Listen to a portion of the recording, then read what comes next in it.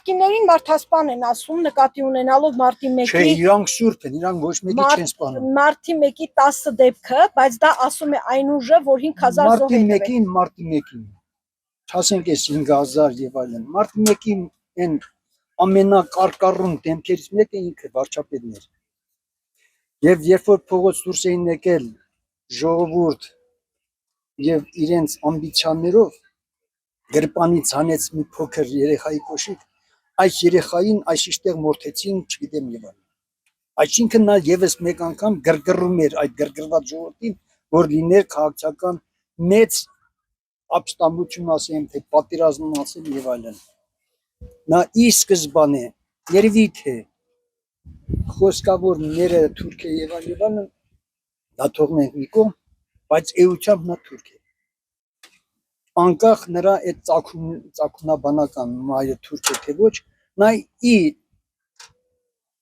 սկզբանե ցկտում է ունեցել գալ ղեկավար երկրին եւ ծառայի անուն մեկ նպատակի թուրքապատակ հայ ժողովուրդ, որին աչի ազնելու։ Նախկիններին մարդասպան են ասում, նկատի ունենալով մարտի դեպքերը։ Աբախի մեկը չի դատվել։ Բարոյական իրավունք ունեն նման բաներ ասել 20 թվականի պատերազմին 5 Չեն կարող, այդպես բան ոնց կլինի։ 5000 զոհ տվողները։ Բա ասում եք, նույն բան էլ մենք ենք մտածում, ժողովուրդ։ Տվել եք, բա մի ուր է։ Մեր երեխան էլ ազոհվել։ Ինչի համար։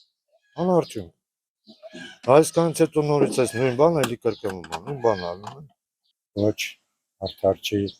Եվ Փաշինյանը ինքը խոստովանել, ես կարող եի պատերազմն ավելի շուտ կանգնեցնել, այսքան զոհեր չլիներ, բայց չարեց ինքը։ Գիտես ինչ, եթե ընդդիմությունը անցնում է արդեն ավելի վայրագ միջոցների,